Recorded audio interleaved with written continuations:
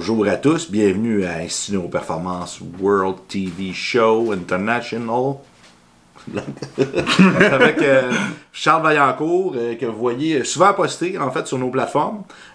Beaucoup de choses à dire, beaucoup de choses à dire. Et c'est maintenant l'heure en fait de faire un beau petit vidéo avec lui. Je vais vous présenter, charmant petit personnage, plein de connaissances, super intéressant. Voilà, pour ceux qui, bon, au Québec, je pense que pas mal tout le monde le connaît dans le domaine. En Europe, ouais, c'est ça. En Europe, pas assez. Alors, je vous le présente. Un petit accent fond de Québec. Faites pas le saut. Moi, j'ai pris de l'expérience maintenant. Comme on me dit, un accent de région heureux. Ouais, c'est ça. Excellent. Donc, t'es qui? C'est quoi ton parcours, peut-être, dans ton domaine? Qu'est-ce qui t'a amené à faire ça? Ben, moi, Ok, vas-y. Qu'est-ce que tu fais? C'est quoi ta job maintenant? Qu'un coup, tu étudié dans ce domaine-là, maintenant, c'est quoi qu'on s'attend de toi? Exemple, je prends un rendez-vous avec toi, je m'attends un petit peu à quel genre de service tu vas offrir. T'es qui? Ton parcours? Qu'est-ce que tu fous? Ben, je suis qui? Charles Vaillancourt, comme il l'a dit, naturopathe, entraîneur, neurothérapeute avec l'Institut Neuroperformance. Mon parcours, je te dirais que ça a commencé dans les 5 dernières années principalement. Je savais pas trop quoi faire au cégep, je savais que j'aimais le sport, donc j'ai commencé des formations privées dans le domaine de l'entraînement. J'avais commencé avec Vincent Comtois, puis c'est lui qui m'a fait connaître la naturopathie. Je suis allé là-dedans par la suite, et tout en continuant mes formations privées, j'ai été connu il y a 4 ans dans une autre formation. Et j'ai juste continué d'entamer mes formations tant au sujet de la neurothérapie que tu m'as fait connaître à cette époque, la naturopathie et l'entraînement.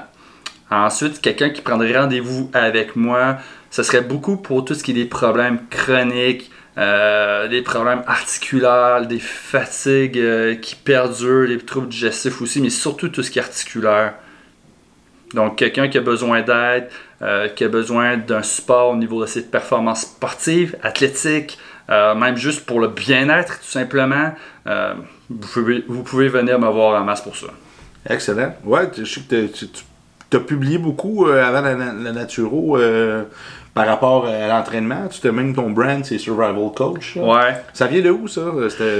Ben, en fait... C'était un Primal Camp. Fait que des origines communes dans le feu et la destruction. Et... Ben, c'est ça, je trouvais ça assez drôle quand même quand on s'était rejoint sans se connaître à cette époque sur ce sujet, mais c'était à mes tout débuts dans l'entraînement. Moi, j'aimais beaucoup l'aspect, bon, comme tous les coachs, on rêve tous d'avoir une clientèle athlétique, mais moi, j'avais comme idée à base que les gens viennent s'entraîner pour leur bien-être à eux, pour leur propre santé, mais également leur propre sécurité. Il y a une phase, à un moment donné, de beaucoup de peur avec ce qui se passait dans le monde. Puis là, le monde, c'était comme, je sais pas quoi faire avec ça, les ci, les ça. Donc, moi, l'idée, c'était, à cette époque-là, je veux mettre les gens en forme, je veux qu'ils soient forts, je veux qu'ils soient rapides, puis je veux qu'ils sachent également se défendre. Un peu t'es arrivé dans les courses à obstacles, un peu dans ce genre-là, effectivement. Les fameuses races, les post-apocalyptiques avec les zombies. T'es-tu là-dedans? Peut-être pas les zombies, mais ça serait cool. As-tu un bunker chez toi? Non. Ok, bon, ok, c'est pas vrai. C'est pas un vrai. Ok, d'accord. Non. C'est un pro de la fin du monde. Je déconne. C'est pas connu, ouais, c'est vrai, une formation probablement en nutrition à l'époque. Ouais, c'est ça, une formation sur l'évaluation de la personne et la santé hormonale. Old school. Yeah! Il s'en est passé de l'eau sur les ponts, comme on dit. Bon, raison bien spéciale pour que je vous propose aujourd'hui. Une formation que tu nous as suggérée à l'Institut sur la santé articulaire. Je sais que tu travailles beaucoup dans les avrils, tu travailles dans des boutiques de suppléments, boutiques naturelles en tant que conseiller en naturopathie. Puis beaucoup. J'étudie beaucoup, je pense que oui. Oui. De connaissances au niveau des plantes. Phytothérapie, vraiment, je pense que c'est ta spécialité. J'aime bien la phytothérapie de tel cas puis l'aspertomoléculaire. C'est pas mal mes deux approches, les vitamines, les minéraux. Aspertomoléculaire. Artomoléculaire. L'orthomoléculaire. Les vitamines, les minéraux, les plantes. Parfait. Ah, fait que là, tu parles bien Granato, toi. Ouais, c'est ça, il est dans le retour. Ouais, c'est ça, exactement. Bon, cette approche-là, selon toi, c'est quoi qui fait que c'est aussi efficace? L'approche de la naturopathie avec les troubles articulaires, tu parles? L'orthomoléculaire, exemple. Avec l'orthomoléculaire. Pas seulement la naturo pure et dure. Ben, ce qui est le fun de la naturopathie avec l'aspect orthomoléculaire, c'est qu'on va au-delà des symptômes. L'orthomoléculaire a beaucoup d'études scientifiques, termes des vitamines, des minéraux, comme qu'est-ce que chacun fait. Mais juste dire, aller au-delà de dire, ah, je suis malade, je vais prendre de la vitamine C. Ouais, mais si t'es tout le temps malade, ça se peut-tu qu'il y ait d'autres facteurs aggravants? Ça se peut-tu qu'il manque autre chose si t'as d'autres carences ailleurs, que ce soit, mettons, vitamine A, vitamine E, ou peu importe c'est quoi, on peut-tu aller voir ça aussi? On peut voir ça comme un peu la science de la micronutrition? Ouais. Bon, fait que l'alimentation, pas pour les calories, mais l'alimentation pour les effets au niveau des vitamines, des minéraux, puis le fonctionnement de la cellule. En fait, c'est vraiment ça. Ok, c'est intéressant. C'est très populaire aux États-Unis quand même. Très populaire. Ben, aux États-Unis, c'est mieux connu comme sous le nom de médecine fonctionnelle. Ah, directement. Nutrition fonctionnelle, médecine fonctionnelle, ouais, etc. Nice. Donc, c'est eux qui sont avec les gros protocoles de vitamine D puis de vitamine C, etc. Pas trop de problèmes avec ça au Québec. On a eu beaucoup de controverses avec la vitamine C. Puis, au Québec, ça se résume pas mal à on peut aider pour le bien-être des gens. Pas la douleur, pas les malaises. Ça, c'est seulement le monde qui ont des ordres qui peuvent aider. Mais comment tu fais pour savoir si une personne est mieux ou pas? C'est pas subjectif un peu comme marqueur? Ben, oui, c'est subjectif, mais veux pas, c'est important aussi. Si quelqu'un trouve qu'il a plus de qualité de vie, qu'il a toujours besoin de support pour marcher, tout le temps fatigué, ne gère pas bien, puis finalement va mieux, même si c'est subjectif comme marqueur, on s'entend-tu qu'elle va être heureuse? As-tu des partenariats en ce moment avec des docteurs qui peuvent mesurer les niveaux sanguins de certaines vitamines, de certains trucs? Ben, moi, je réfère plus à des médecins. Par exemple, moi, je réfère beaucoup à mon médecin de famille dans la ville de Québec, qui est quand même assez ouvert d'esprit. Un excellent médecin, Guy Bolduc. Sinon, je réfère à d'autres professionnels. Sinon, je n'hésite pas à référer aussi à des compagnies si on a besoin de faire passer des tests qui amènent à aucun diagnostic, que ce soit pour des tests de cheveux ou autres. Ah, tu travailles avec ça un peu? Pas souvent, mais si j'ai l'occasion puis qu'on a besoin de chercher beaucoup, des fois ça peut sauver plusieurs rencontres, donc beaucoup de coûts aussi. C'est quoi tu vas voir avec ça? Dans les tests de cheveux? Les tests de cheveux, principalement, on va voir tout l'équilibre des minéraux et des métaux lourds. Donc, si quelqu'un arrive, il fait passer son test de cheveux, il revient, puis l'aluminium est dans le tapis, puis il est carrément dénutri en minéraux, tel ce que la compagnie va dire. Ben, on va d'abord ramener l'équilibre plus alimentaire qui est là. Puis une fois que ça sera fait, si on a besoin de travailler sur l'aluminium, par exemple à de la silice ou autre, ou des aliments riches en ça, on peut faire ça ainsi. Là, tu as sûrement beaucoup de consultations avec des gens avec des pertes de cheveux. C'est le meilleur exemple, sérieux. Les gens vont prendre des produits miracles, des greffes de cheveux, des ci, des ça, mais le côté de minéraux du corps est rarement adressé. On va avoir quelqu'un de déminéralisé, les ongles vont être mous. Ben, on dit ça de même un peu à la légère, mais honnêtement, j'en ai beaucoup quand même. Ils viennent pas me voir pour « Hey, ça y est, je perds beaucoup mes cheveux, qu'est-ce que tu viens faire pour ça? » Bon, quelques cas en magasin, mais beaucoup de gens qui ont des troubles inflammatoires, qui sont fatigués, qui ne digèrent pas, qui ne dorment pas. On règle une couple d'affaires, puis écoute, la santé des cheveux qui reviennent, là, ils en perdent plus quasiment. Tu penses-tu que si t'as les cheveux longs, tu perds plus tes cheveux? C'est un mythe, ça? Si t'as les cheveux longs, tu perds plus tes cheveux? Je me rappelle quand j'étais jeune. Je sais pas, je pourrais pas te dire, mais je pense que j'étais VG. J'ai été VG 5 ans. Puis je viens d'avoir une image de moi qui dormait sur ma tête d'oreiller. La tête d'oreiller? Pas une tête. C'était bourré de cheveux chaque matin. Je perdais énormément de cheveux, mais j'avais les cheveux longs dans ce temps-là. Je me demande, est-ce qu'il y a un facteur qu'on dit que plus ils sont longs, plus tu perds tes cheveux? Ou c'est parce que l'effet que peut-être j'étais plus VG, que j'avais une tendance à... Ouais. Je serais pas prêt à dire ça pour autant, mais... Ça, j'ai les cheveux courts. C'est sûr que physiquement, si je couchais sur des cheveux puis je bouge la tête pendant la nuit... Ça paraît pas trop passant pas long, mais tu sais, je prends ma mère en exemple, elle a les cheveux courts, puis je me rappelle, il y a un temps, elle se passait la main dans les cheveux de même, puis elle en perdait une motte, puis elle recommençait, puis elle en perdait autant. Ouais, puis elle a les cheveux quand même relativement fins puis courts quand même, donc je serais pas nécessairement prêt à dire ça. Non, c'est intéressant, c'est une porte, comme ça. La nutrition, donc les articulations, pourquoi ce sujet-là, ça t'intéresse? Parce que c'est un sujet, comment je dirais, je trouve qu'il n'a pas été assez mis de l'avant de un. On voit des pubs en masse à la TV sur la glucosamine. Ben, c'est ça, c'est souvent des trucs qui vont revenir. C'est ça, c'est des trucs qui vont revenir comme glucosamine, chondroïtine, collagène, curcuma. Puis je suis pas en train de dire que ça marche pas. Certains vont voir des miracles avec ça, mais quand on regarde les études scientifiques, mettons dans le cas du collagène, les grosses études, c'est fait sur 3 mois. quelqu'un qui s'endure plus, c'est quand même long. Je dis pas que ça marche pas, mais est-ce que c'est optimal pour eux ou il y a autre chose à travailler? Tu entends que du collagène, les gens avant mangeaient beaucoup de excusez, beaucoup de bouillon de carcasse puis de choses comme ça. Puis aujourd'hui, ça se fait quasiment plus. Non, c'est ça exactement, du bouillon d'os. Puis là, ça revient à bas de la médecine fonctionnelle. Ouais. Justement, qu'est-ce qui se passe? Ça va chercher la moelle, ça va chercher ça va chercher tous les nutriments. Les articulations, exactement. C'est là que ça va y avoir le plus de collagène, en fait. Quand on dit que tu as besoin d'avoir le coude huilé, c'est pas un mythe. Hein? Tu as plus de gras et d'huile qui s'en va dans ces régions-là. Puis quand on fait bouillir une carcasse, exemple, ou bon, des choses comme ça, des pâtes de coq, des affaires comme ça, il va y avoir énormément de collagène. Beaucoup d'acides aminés aussi. Ça va être intéressant. Sous format de bouillon, il y a plus de sodium, il y aura plus de minéraux, là, quand même, denses. Ça va aider à reminéraliser le corps. Tu manges de l'os pour aider tes os. C'est quand même très logique là, dans cet aspect-là. C'est normal. Fait que c'est là que j'adhère au collagène. De format, qu'il est biodisponible autant que... à base, un collagène de qualité, si on va dire biologique et hydrolysé, c'est pas mal le meilleur. Ouais. Parce qu'ils vont tous se ressembler à partir de là. Ça, tu parles à niveau en supplément que tu peux acheter. Exactement, excellent. Ben là, c'est à savoir, est-ce que c'est un trouble de collagène? Es-tu capable de définir, toi, est-ce que la personne, c'est un déficit en collagène ou c'est un déficit... C'est pas un déficit en curcuma, on s'entend. Le curcuma, c'était pas populaire des années dans le temps que nos grands-parents faisaient des bouillons de carcasse. C'est ça, mais les problèmes articulaires... je fais référence un peu à la formation de fin de semaine. À un moment donné, tu disais, tu sais, quand on serre les dents parce qu'on est stressé, c'est pas parce qu'on a besoin de plaque occlusale, c'est parce qu'il y a un problème. C'est pas un manque de plaque occlusale. C'est ça. Si j'ai mal aux articulations, c'est pas parce que je suis en manque de curcuma. Il se passe de quoi? Mais c'est quoi le problème? Curcuma, dans le fond, ça va être l'anti-inflammatoire. J'ai dit de l'Inde, parce que ça vient de l'Inde, d'après mon goût. La majorité. C'est une épice qui est assez goûteuse.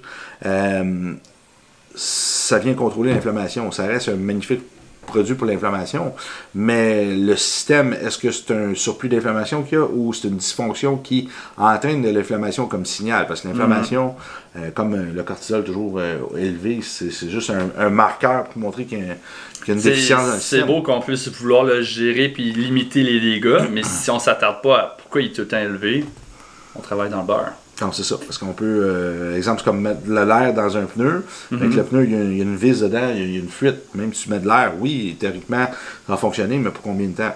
Puis le but, c'est, en clinique, je pense que, bon, on a une mentalité sans là-dedans, c'est régler la cause pour éviter que, le but, c'est pas d'avoir une clientèle à vie. Il y a d'autres spécialités faites pour ça. Puis il y a assez de monde malade de même, si on veut les aider. Non, ben, c'est ça. C'est des maladies multiples en ce moment. Là. On est en train de développer des maladies auto-immunes, c'est-à-dire on se bat contre notre pot de système parce que notre pot de système ne reconnaît même plus ce qu'à l'intérieur, ça va pas bien. Là. Ça va vraiment pas bien. Je pense, ton approche, exemple, tu as sûrement aidé certains cas avec ça. Oui, ben j'en ai eu quand même plusieurs. Bon, c'est des gens, on va s'entendre, qui ont un diagnostic d'arthrose ou autre, que ce soit polyarthrite rhumatoïde ou... le médecin il a fait du mieux qu'il a pu, c'est-à-dire, bon, il a suggéré certains médicaments ou certains suppléments, mais éventuellement, les douleurs, s'ils continuent à progresser, on ne peut pas constamment augmenter les doses. Le problème, c'est peut-être pas nécessairement là, c'est de régler en arrière la cause. Qu'est-ce qui fait, c'est que si tu as un clou dans ton pneu, ben, le trou va agrandir. C'est ça, il faut savoir c'est quoi la cause. Mais c'est ça, les médecins, même si ceux des clients que j'avais, ils faisaient une super belle job, c'est que des fois, à un moment donné, autant dans le temps que dans les outils, à un moment donné, on devenait bloqué quelque part. Fait que moi, je cherchais là-dedans. Puis des cas, écoute, il y en a des fois, c'était des déséquilibres posturales, ils se tenaient croche dans même, puis ils demandaient pourquoi il y avait tout le temps mal, mais c'est comme, regarde. C'est comme, t'as déjà un stress 24 heures sur 24. Il y a un stress structurel il va se faire. C'est normal, il va créer de l'inflammation parce que la structure, elle ne s'use pas convenablement. C'est des mécanismes naturels du corps. Simplement, il y en a que ça veut dire toxicité, il y en a que ça veut être des métaux lourds, il y en a que ça veut être des carences, il y en a que ça va être tellement de l'inflammation que même la microcirculation, l'oxygénation des cellules ne se fait pas bien. On en parle dans le cours beaucoup. Là. Demain, justement, on va en parler de la circulation lymphatique. C'est ce qui est cool avec toi, c'est que demain, à partir de demain, en fait, bon, là on dit demain, la vidéo ne sera pas possible demain, mais les corrections au niveau de la lymphe, c'est phénoménal parce que la lymphe est trop peu adressée, puis la lymphe, c'est le chaînon manquant dans toutes les thérapies pratiquement. Parce que toutes les toxines vont rester là, puis s'ils sont peuvent être évacués, mais s'ils ne sont pas drainés puis évacués, ils peuvent être évacués du muscle, exemple, mais là, il faut qu'ils soient amenés vers les ganglions. Le ganglion va aller faire son travail, va les amener vers... Puis même juste mécaniquement, il y a certains naturopathes qui vont dire « Ouais, mais les spécialistes ne connaissent pas tant que ça. » Ouais, c'est vrai, mais mettons dans la mesure que ta lymphe est jamais, là, puis ça comprime certaines structures, là, il suffit que tu comprimes ton air. Ça prend rien pour comprimer l'air en plus. Juste ça de même. Ouais, exact. Ben, tu l'as vu dans Mionic, là. Ben, c'est ça, ou la rétention d'eau, ça fait que des fois, ça fait encore plus de compensation. Ça n'arrête pas. Ouais. La rétention d'eau. Ça, on en parle, nous, on aime ça dire, on fait pas de la rétention d'eau, on fait de la rétention de lymphe. Hein? Ben, c'est ça. Parce que l'eau, si t'en as trop, tu vas l'excréter, c'est pas un problème. Puis je connais pas personne qui fait de la rétention d'eau dans les jambes, qui urine plus en se levant le matin. C'est pas... c'est pas les mêmes, c'est pas le même compartiment, malheureusement. L'eau reste localisé, exemple, dans la jambe ou dans d'autres choses, parce que il y a un problème avec les valves. Les autant ça va être mal irrigué que le fait de passer la journée debout, ben, veut pas être la gravité. Ouais, ben, si un pied, exemple, un pied, tu sais, on veut pas partir d'un sujet si vous connaissez pas. Charles, il est bon là-dedans, il écrit des articles, des fois, on fait, moi, je comprends, mais personne ne comprend. Ouais, ça, c'est ma petite tendance de trop écrire. On va le cadrer. C'est un petit génie, il faut le cadrer. Quelqu'un qui est debout, puis son pied est à plat. Le pied, j'aime bien le représenter comme un siphon dans une toilette. Si on avait un morceau carré, il se passerait rien. On a besoin de faire cet effet de succion-là. Puis le pied, il y a un certain arche. Okay?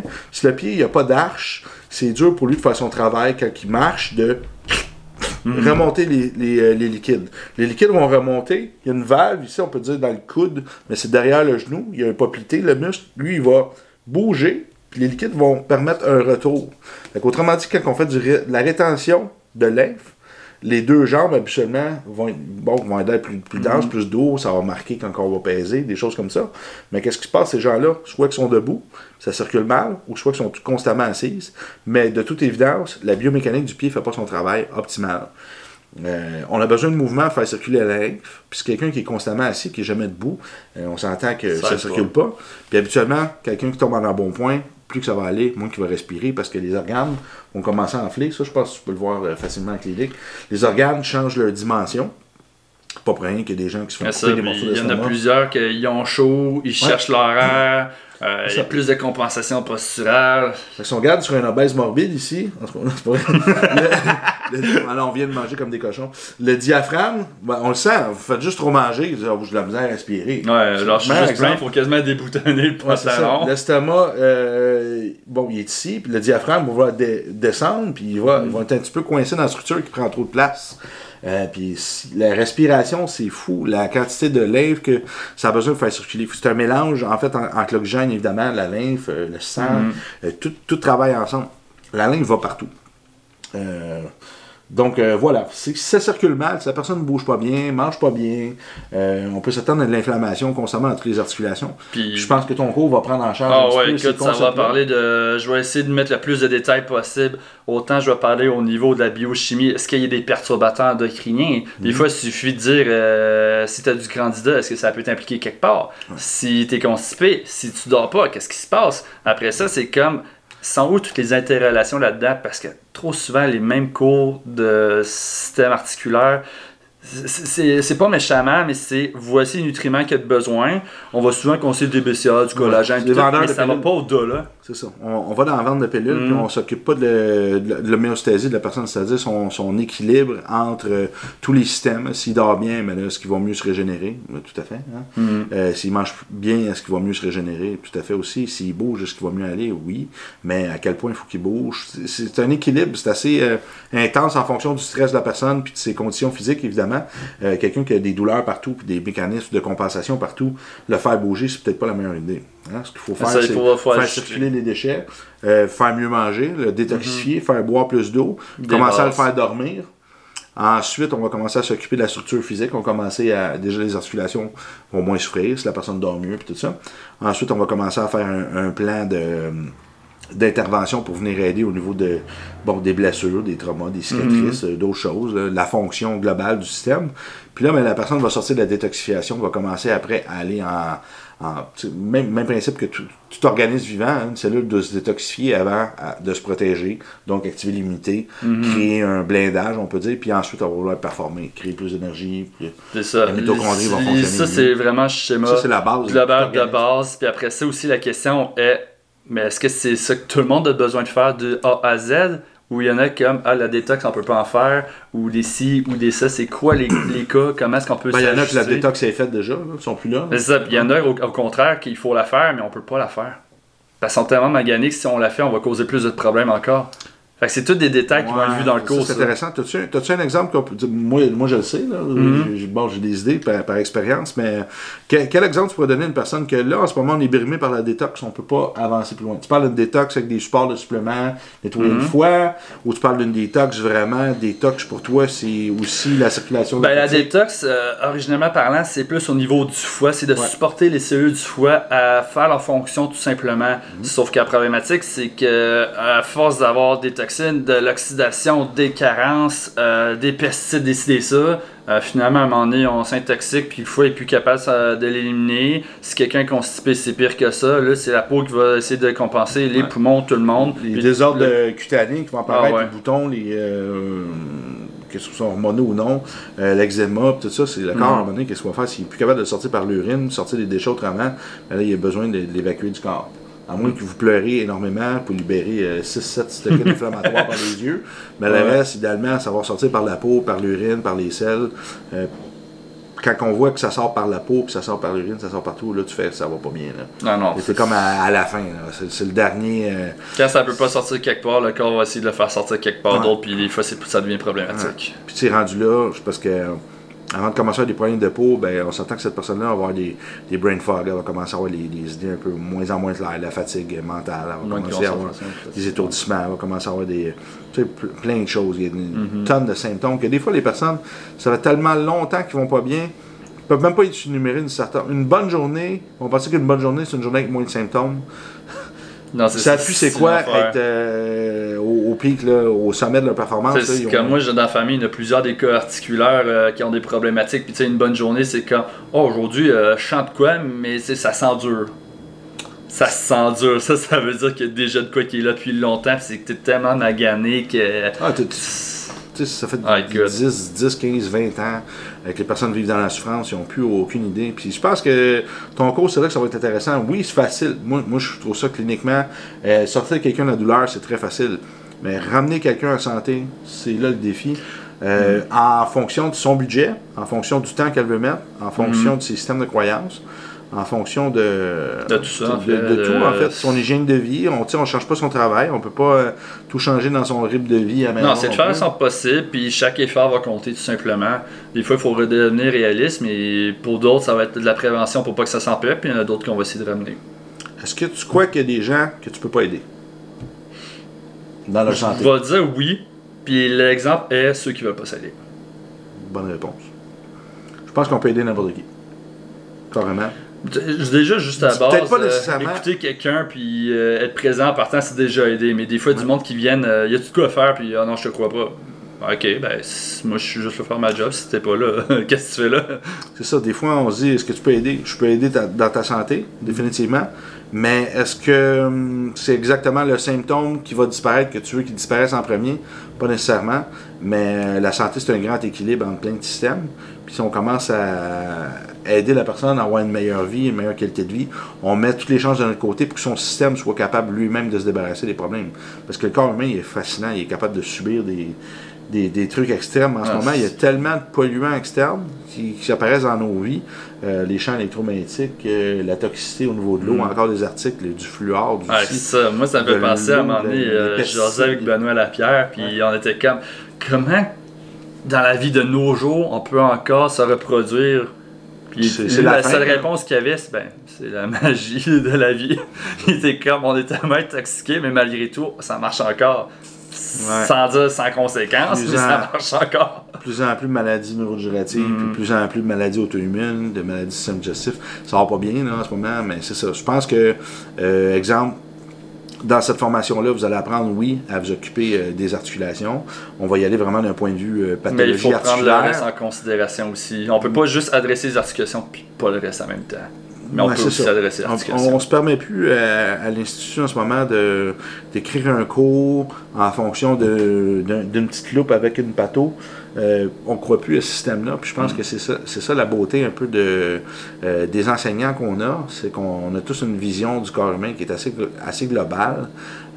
Puis on veut s'occuper de donner une formation qui va permettre l'encadrement de toutes les fonctions du corps. Quitte à dire, on a parlé, venez faire le cours Nutrition plus Sport pour mieux comprendre, exemple, les trucs avec les organes, rémunérer les organes. Venez faire le N1 pour les problèmes de peau, c'est ça. Ça peut être intéressant des fois, certains autres trucs.